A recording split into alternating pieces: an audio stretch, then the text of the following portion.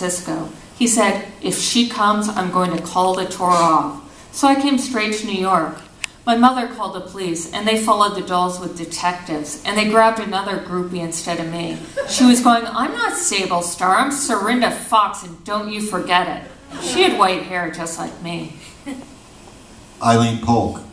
Right after the dolls came back from the tour was when I met Arthur at the Cobra, which was an after-hours club that had a cobra snake in a little glass tank. We got drunk together and everybody said, oh, what a great couple. Arthur, break up with Connie and go out with her. She's so nice.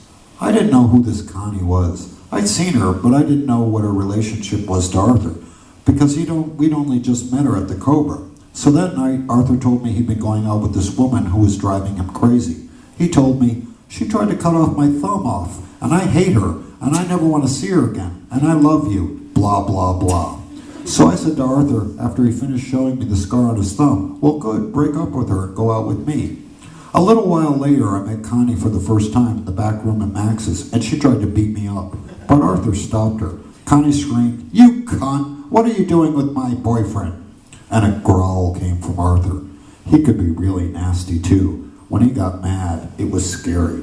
So Arthur body blocked Connie so she couldn't hit me. I was this 19-year-old from Garden City, Long Island, and to me, fighting with a girl was just inconceivable. I wasn't raised to have street brawls with women. That's what men did. But the fights that Connie and I had when I was with Arthur were nothing compared to the fights we had when we were both started going out with Dee Dee Ramone. The fights that Connie and I had over Arthur were just teeny spats compared to the ones with Dee Dee Ramone. That's when it got really nasty. Peter Jordan. What happened to Johnny and Sable was that Johnny became a totally paranoid speed freak.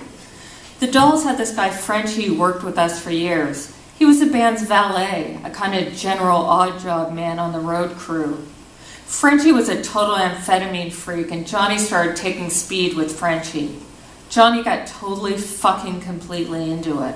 He got so into it that he went literally nuts. He wasn't taking diet pills. He was taking amphetamines to the max. And Johnny became a raving classic paranoid speed freak. Let's pull down the blinds because there's somebody over there watching us. That type of paranoid routine. And Johnny was convinced that Sable was fucking around. And Sable was enough of a wise ass to tell him, sure I'm fucking around, you prick, you big baby, you fucking wop. Yeah, Johnny became a complete fascist speed freak. And I think that's what led him into SMAG. He needs something to come down. Sable Star. I lived with Johnny in New York, but it didn't work out. Johnny and I were going to get married. We were going to have a baby, too. I did get pregnant, but I had an abortion. Johnny tried to destroy my personality.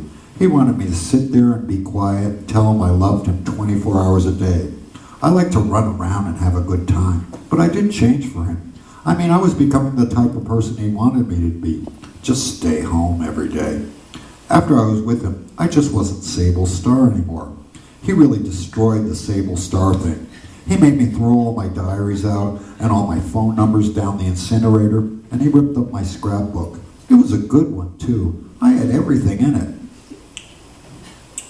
After I was seeing him, after that, I was just kind of destroyed. That's why I felt so bad. To have been such a hot shit, and to be let down to such a low level. Ron Ashton. I ran into Johnny Thunders one night at Max's Kansas City. I was real happy to see him, but Johnny snubbed me and then started yelling at Sable. She came up to me and said, Johnny's mad 'cause I was with you. That's why he hates Iggy too, 'cause I was fucking you guys. I thought, God, Johnny, for a guy that's such a sleazebag, you're mad at that? That's when I said, you know what? Fuck you, Johnny, you're an asshole. Serinda Fox. I could tell Sable wasn't going to fit in. She just wasn't hip enough. She was a real LA girl, where she lived at home and could go home and change her clothes and then go out and play. She thought it was just a lot of glitter and glam, and then she hit New York. These streets are tough, aren't they? Johnny Thunders was genuinely into Sable, but he hit girls he was involved with. The first time I actually met Sable was after one of her fights with Johnny. The whole area under her lip was cut. She was beaten up. She was dirty. and her clothes weren't cute like I'm sure they were when she met him. I said to her, "What are you going to do? Just go home?" Sable Star, Johnny was crazy. Crazy and vicious. Sick. Disturbed. Being Italian had a lot to do with it as far as the crazy jealousies go. If I was ever caught talking with a guy... So after Johnny tried to kill me 4 or 5 times, I thought I'd take a trip back home. Sylvain. Johnny Thunders was the most prudest guy you could ever imagine. Oh God, even when we played the 82 Club, when we finally played in drag, right? He would never dress in drag. Do you think Johnny wore a dress that night? No way. Johnny had a few hang-ups, you know, let's face it. Duncan Hanna. It was about around that time I saw the dolls at the Waldorf Astoria. I think it was my first Halloween in New York City. I'd been here 2 months. I was wearing this black velvet overalls I got in King's Road in London that both David Bowie and Mark Bolan wore. The thing to do was to wear it without a shirt if you were skinny enough and pale enough, so it really looked like, I looked like bait, right? I was trying to bait a rock chick, but I'd wound up with Danny Fields. I was watching the Dolls gig and this guy starts talking to me, says something like, "You ought to be in pictures," or something like that. I laughed. Then he said his name was Danny Fields, and I thought, wait a second, Danny Fields? I thought, no way. The Back of the Doors album? That Danny Fields? The Danny Fields who did the Stooges and the MC5? I was thinking, whoa, like, do I know you, pal? So I said, "You're that Danny Fields?" He said, "Yeah, you want to come over?" I said, "Well, I'm with my friends," because I was a little nervous, right? Danny said, "Oh, bring your friends." So we went over to Danny's loft on 20th Street and smoked some hash. We were all looking around this house, all these great pictures on the walls, because he had photos of everyone. So I was pumping them for what they were like. I kept saying, "So what's Iggy like?" He'd say, "Well, he's an asshole." Then I'd say, "Well, what? God, you must know everyone. Well, what's Wayne Kramer like?" And he'd say, "Well, he's an asshole. All musicians are assholes." You know, he was like, "Why do you ask?"